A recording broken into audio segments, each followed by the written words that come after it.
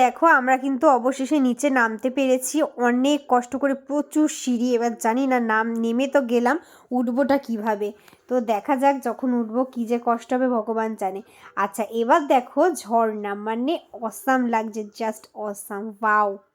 তো এত জলের আওয়াজ, আমি আওয়াজটা দিচ্ছি না, তো মানে এত জলের আওয়াজ কি বলবো তোমাদেরকে। চারিদিক থেকে ঝর্ণা জল পড়ছে, আর এদিকে সেরকম গাছপালাগুলো, মানে একটা দৃশ্য দেখার মতোই, মানে সত্যি কথা। এখানে প্রচুরবার এলেও মনে হবে প্রথমবারই আসছি আমরা, এরকম একটা ব্যাপার। তো ওখানে তোমাদের দাদাভাইরা গেছিলো ওই নিচটায়, আমি আর যাইনি। আর এপাশে পাহাড়টা দেখো, সাথে গাছপালা, মানে ছবি লাগছে, ছবি। তো আমি তো মনে হচ্ছে কখন ফোনটাকে রেখে নিজের চোখ দুটো দিয়ে একটু উপভোগ করি। তো দেখা টাকা হয়ে গিয়ে আমরা এবার যাচ্ছি পিকনিকের জন্য একটু বাজার টাজার করতে। তো চলো দেখতে থাকো তোমরা, এরপর কি কি আরও রান্না বান্না, কোথায় কি করছি না করছি।